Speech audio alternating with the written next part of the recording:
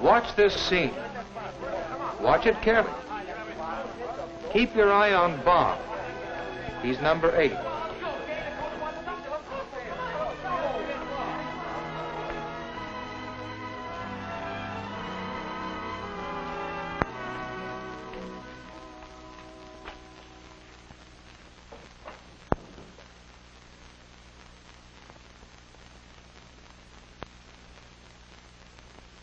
What did you see?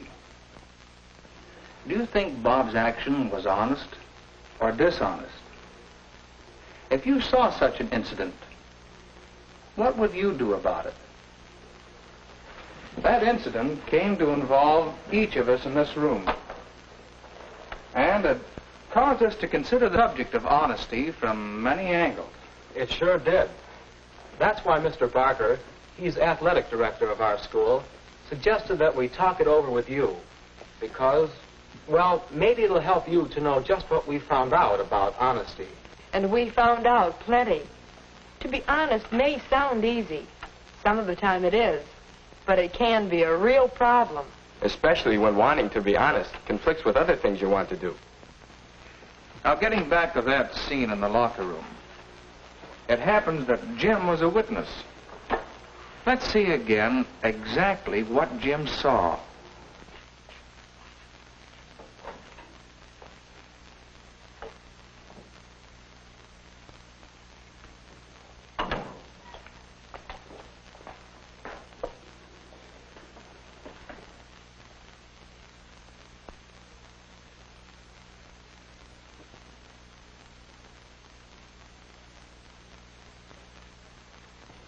Well, what would you have done? I wanted to do the right thing, the honest thing. But what was it? Question Bob about it? Tell Ben that Bob was in his locker? Report it to Mr. Barker?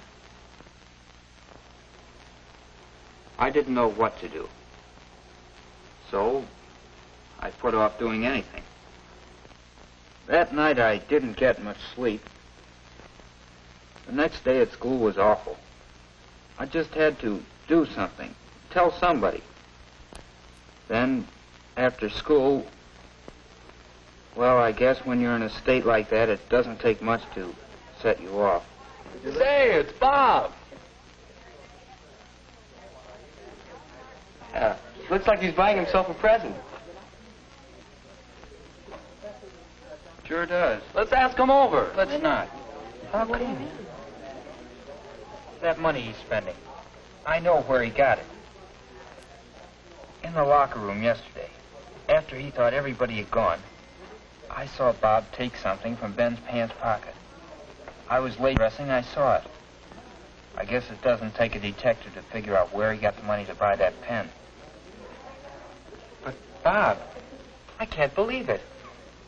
Did you ask Ben if he was missing any money? Not yet. Have you reported it? Not yet. But you have to. You ought to tell Mr. Barker about it right away. No, you don't. You tell Mr. Barker, and whatever else happens, he'll kick Bob off the team. Where'll we be with our star center gone and half the schedule left to play? Gee, Nick, when you put it that way. I didn't know what I was going to do. But I'd realized I shouldn't have blurted it out in public that way. So I asked the kids to promise me not to say a word. And did they? Yes, we promised, but then... This one's on me, Terry. Here's what happened. After Jim and Nick left the drugstore, Terry and I talked about what Jim had told us until, Terry, there's nothing for you to do but tell Mr. Barker about Bob. But we promised Jim. A promise to tell a lie doesn't count. I didn't promise to tell a lie. It's the same thing. I can't understand your being so calm about having a thief on your team. It's your duty to tell Mr. Barker, and if you don't, I will. Well, there I was, wanting to be square with Jim, but, well, I didn't want Rose mad at me, and it did seem dishonest to conceal a thing like that. So at practice the next day, I'd made up my mind to speak to Mr. Barker. I don't know just how I was going to say it, but Nick and Jim had seen me. They moved in fast to keep me from talking. Well, I didn't get to speak to Mr. Barker that day. I'm not sure I wanted to. Anyway, When I found out what happened, I marched right into his office the next day and told Mr. Barker. Now, you've seen what actually happened. What Jim saw. Well, here's the picture I described to Mr. Barker.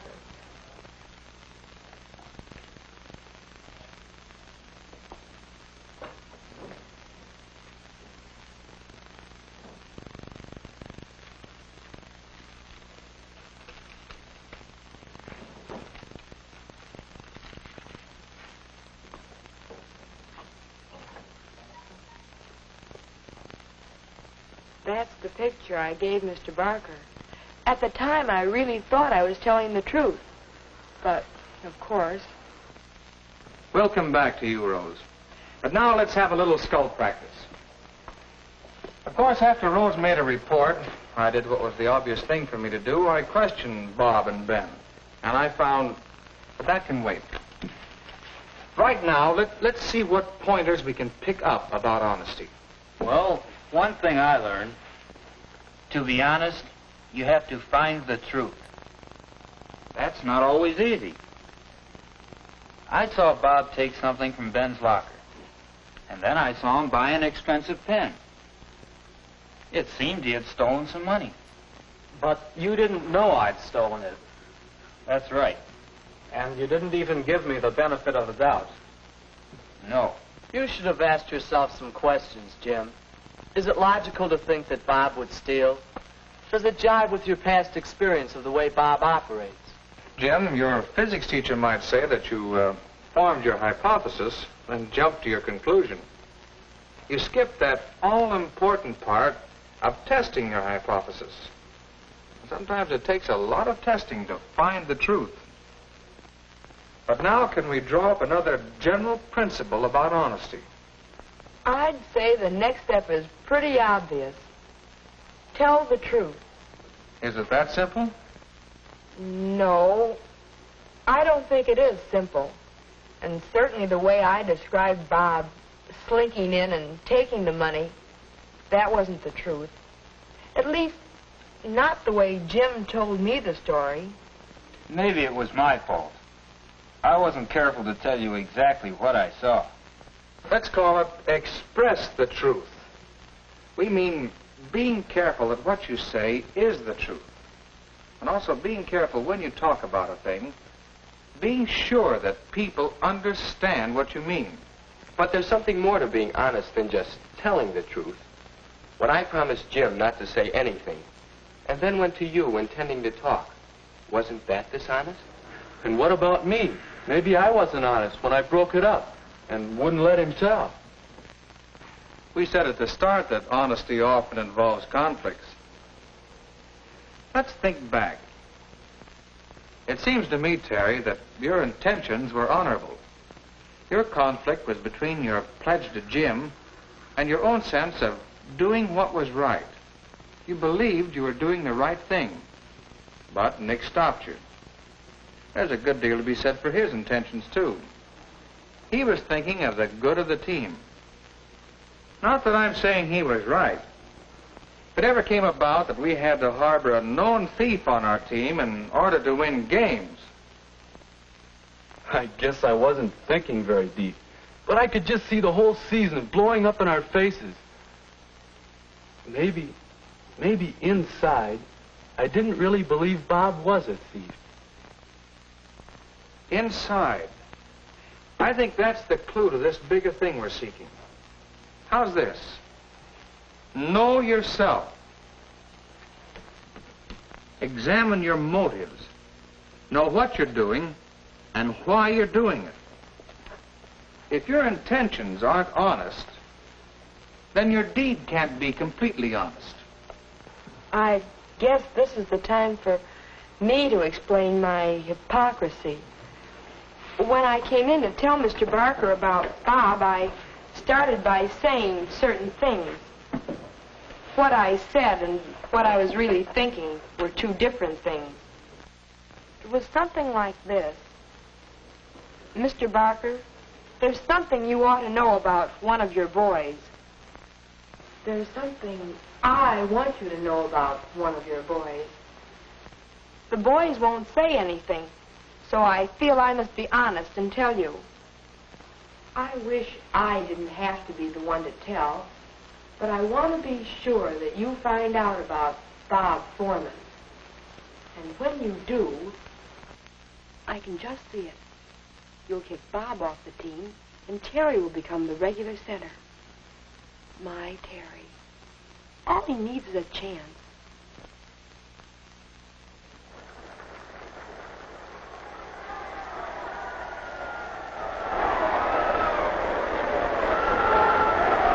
He'll be the star of the team, and I'll be sitting on top of the world. That, Mr. Barker, is the real reason why I had to tell you. Whether or not I thought I was telling the truth, my motive being what it was, I was not being honest. Thanks, Rose. This hasn't been easy, I know. But you've learned a lesson. A lesson in honesty. Honesty to yourself and honesty to others. That lesson will stand you in good stead all your life. I think we've all learned a good lesson. I've always heard that honesty is the best policy. Now I'm catching on to why that's so. It isn't always easy to be honest. But when you have a problem involving your own honesty, it'll help you to remember these 3 pointers. Know yourself. Be sure of your intentions, the motives behind what you're doing and saying. Find the truth. Test it in the light of past experience and by checking in every way you can. And express the truth. Make sure you say what you mean to say. And make sure your meaning is clear to your listeners. Now, Bob, tell us the truth. What really happened? Well, as for that fancy pen, I'd wanted just such a pen for a long time. And I bought it with money my aunt gave me for my birthday. And as for what happened in the locker room, well, it was this way. As soon as I finished dressing, I headed out into the gym. Then I remembered something and came back. I looked around for Ben, but he wasn't there. So I went to his locker. You see, Ben had been doing sound effects for the school radio program that morning. And he had borrowed something we'd need in practice. That's all. Honest.